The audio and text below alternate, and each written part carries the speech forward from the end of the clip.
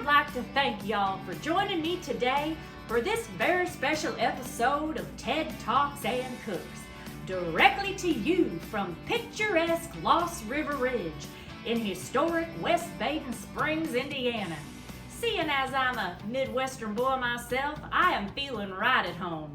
And if you stick around to the end of this episode, you can get info on how to book this beautiful lodge for your own group getaway. It's perfect for a golf trip with the fellas, a bachelorette party with your girls, a family reunion, or heck, just any excuse to hang out with your peeps. Now, as you may have heard, I am returning to professional coaching. However, this time I will be coaching females, and this episode is dedicated to you fine ladies. I like to start each season by talking to someone who knows each player behind their back to get the scoop. I stole that little trick from Queen Amy Poehler. So I talked to all y'all's mamas, and the consensus was that sports nutrition rated pretty high in your training regimens. Air high five to that. So that's what we're going to focus on in this episode. More than anything, I want you girls to feel seen. Speak your truth. Now, my sweet, rich, homemade English biscuits have become quite the rage across the pond. But seeing as nutrition is such a hot topic, I decided that modifying my recipe for you ladies would be a great place to start. These days we're hearing all this stuff about GLPs, GMOs, the GOP. But what about the OG, the Bee Gees? Blame it all on the nights on Broadway, singing them love songs, singing them straight to the hot sauce. Now, that's just a little foreshadowing for you. We'll save that tune for our next episode when I'm back home and we're sampling flights of Kansas City barbecue sauce. Now, I know when you hear biscuit, you're getting a hankering for your Grammy's B&Gs. Well, I hate to disappoint, but this ain't that. In England, a biscuit is more like what us Yanks think of as cookies. I know, it don't make sense, but buckle up, partner. There's more things in this recipe that are gonna blow your mind than Oprah had emotional middle-aged women at her menopause special. Now, my original recipe is very simple with only 5 ingredients: butter, sugar, flour, salt, and vanilla. But simple don't mean it was perfect right out of the gate.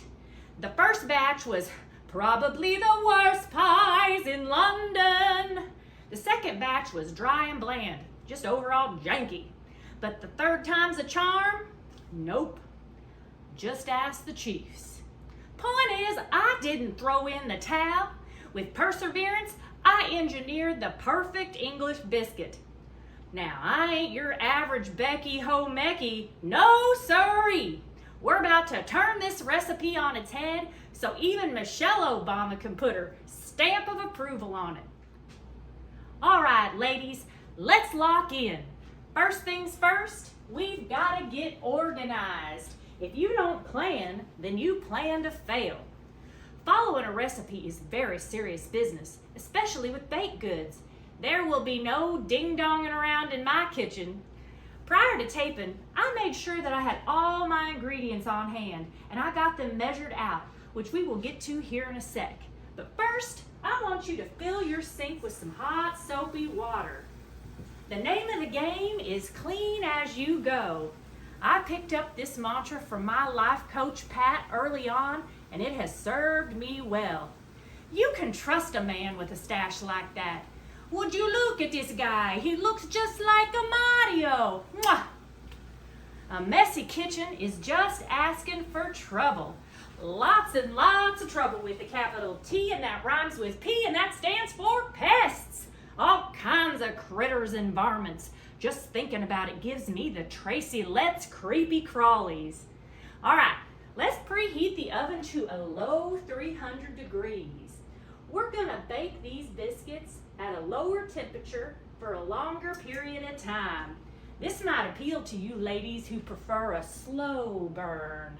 JK, JK, no burning. All right, ladies, on the line. It's time for the equipment check. We're gonna need a mixer, flour sifter, mixing bowls, some spoons, a rubber scraper, a greased 8 by 8 inch baking dish. Ooh, doggies, that pan is slicker than a greased pig. And finally, we're gonna need some measuring cups and measuring spoons. Now, this is one of those aforementioned confusing moments. Most of the rest of the world uses the metric system for measurement. Here in the US, Liberia, and Myanmar, we use customary measurement or the imperial system. Fun fact, the UK uses the metric system, which does not have a pint or quart measurement. However, the UK independently created its own pints and quarts, but they are not the same in volume as our pints and quarts in the US. It's driving me out of my mind. So, if you order a pint draft in the US, you will be getting 16 ounces of beer.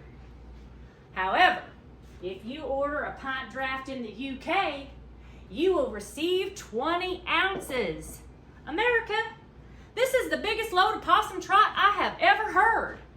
This takes minding your P's and Q's to a whole new level. I know, it's a lot to unpack. So if I'm going to order my favorite garage beer, I'd rather get a pint from May over at the old Crown and Anchor, along with my extra 4 ounces of brew, thank you very much. All right, I digress. Let's move on to the ingredients. When creating a recipe, you are the coach. Deciding on which ingredients to use is like forming a team. You have to decide which player is best for a particular position, taking into consideration all the other players and variables involved. First up, flour. I wanted to make this recipe gluten-free, so I looked at wheat flour alternatives: almond, coconut, millet, quinoa, and oat. 1 1/4 cups of oat flour made the cut, with its mild flavor and fine texture. Fat. Now, here's where we're gonna get fancy. Here's your one chance, fancy, don't let me down. We are gonna sub out regular old butter with 3/4 cup of ghee. What is ghee, you asked? Ghee is clarified butter made with cream from grass-fed cows. None of that turf-fed malarkey. I've chosen to include ghee in this recipe because it has a rich, nutty flavor with smooth, soft texture. And it's nearly lactose-free. This will definitely impress all your bougie friends. I was looking to make this recipe sugar-free, so I test drove honey, date syrup, agave nectar, and also a few artificial sweeteners. Now, I don't want to name names, but some of those artificial sweeteners cause some adverse reactions, namely gastrointestinal issues. Believe me, you don't want any Dutch ovens brewing under your aprons, ladies. For its mild flavor and smooth sweetness, a 1/2 cup of agave nectar made the cut. Now, as 2 of my favorite Kurt's said, so it goes. Just because it's all you want doesn't mean it's all you need. They were talking about protein. Now, as with the other ingredients, there are tons of options out there. Whey, egg, soy, pea, casein, and so on. In fact, protein powder could be its own episode. But to make a long story short, 1 1/4 cup of vanilla flavored casein and whey blend made the cut. We're also going to add 1 teaspoon of baking powder to give us some lift. And even though we're using vanilla flavored protein powder, we're going to add 2 teaspoons of vanilla just to zhuzh it up a bit. Now, speaking of flavors, we're going to take a sharp right turn here and add a surprise ingredient just for you ladies. 2 teaspoons of cinnamon.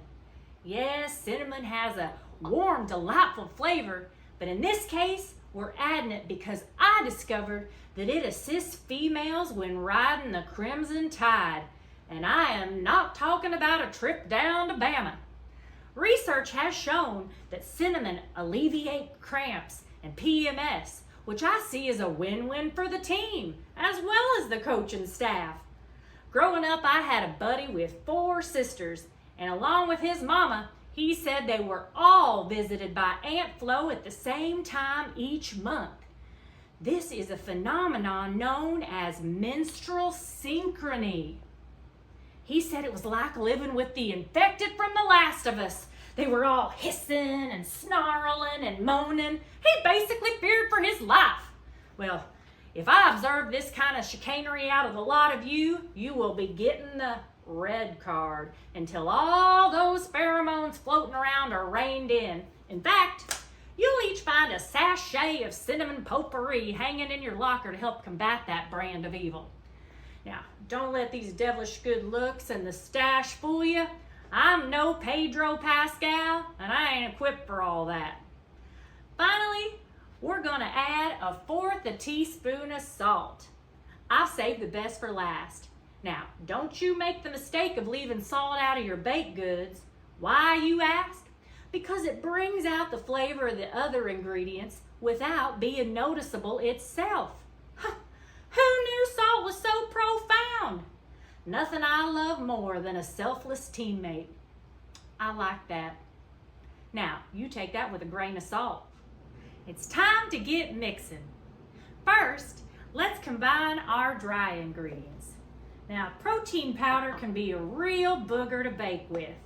Some types have a gummy texture. So I like to sift all my dry ingredients together to get a uniform, light, fluffy blend. Now, I'm no Gordon Ramsay, but I think getting that oat flour up close and personal with the protein powder just makes it behave a little better. I've got a little bit of regional trivia for you. Basketball legend Larry Bird grew up just a few miles up the road from where I am now.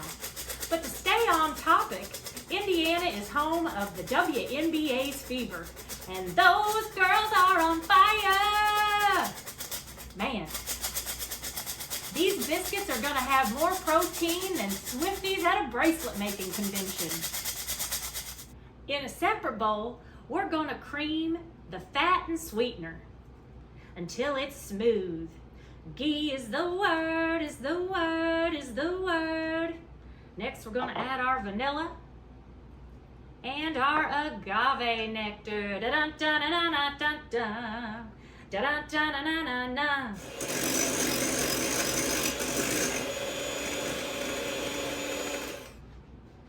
Next, we are going to slowly beat the dry ingredients into the wet ingredients. Now, though I do love the fever, my very favorite WNBA star is Jackie Young, the silent assassin. She's from a small town not too far from here in Indiana. Now, don't you let her quiet demeanor fool you. She is a beast on the court and a beauty on the orange carpet. All right, I have poured the batter in the baking dish and I've smoothed it out. We're gonna tint it with a piece of foil and then stick it on the middle rack in the oven for 40 minutes. And now, it's time to be patient. We're off like a herd of turtles. Whew. I'm nervous as Tom Brady at a Nikki Glazer roast, but I'm gonna remain as positive as a Kylie Kelsey pregnancy test.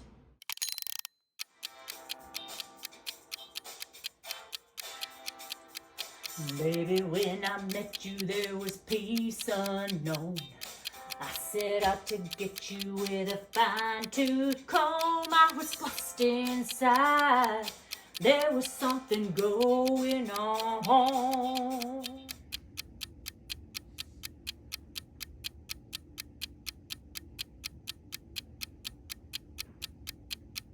He ran into my knife. He ran into my knife 10 times.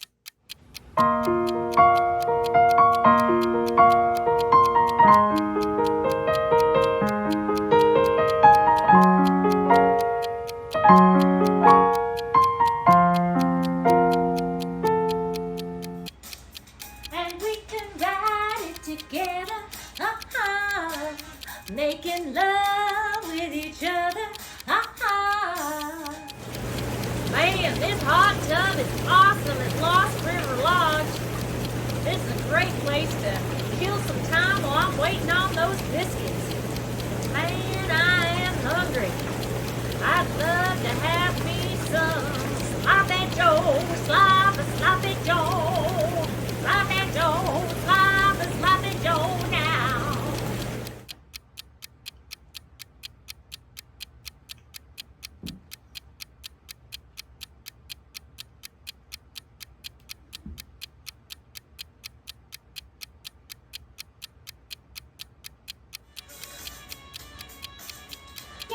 Superstar, that is what you are.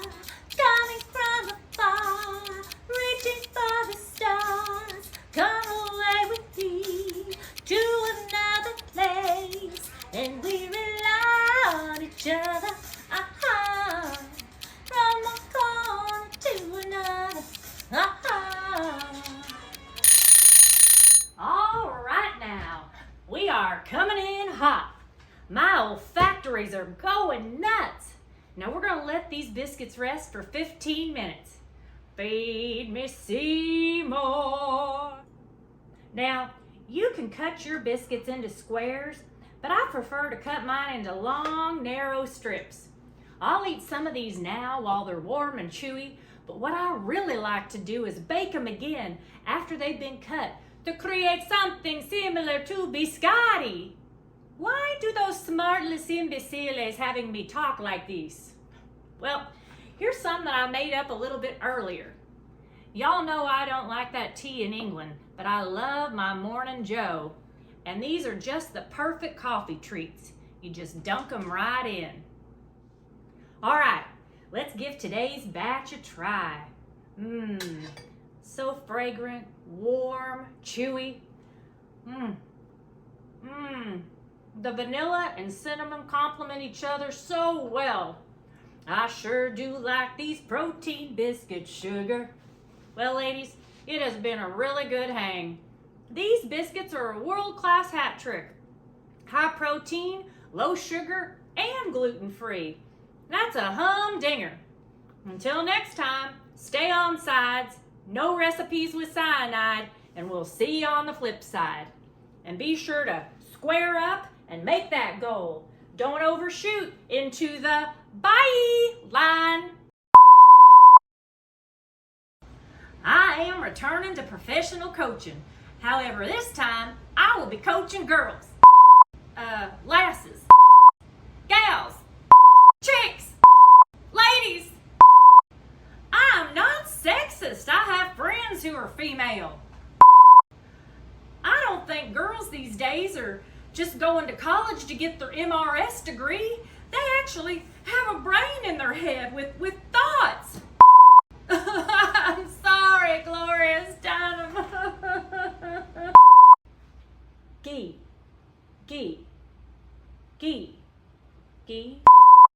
The dirty bum, bum, bum, bum, bum, the dirty bum, bum, bum, bum, bum, they had it coming.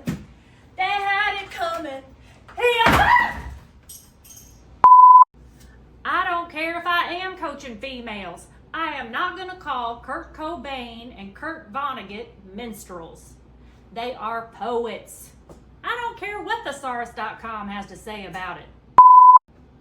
I'm as nervous as Harvey Weinstein, P. Diddy, and Dr. Luke at Lilith Fair.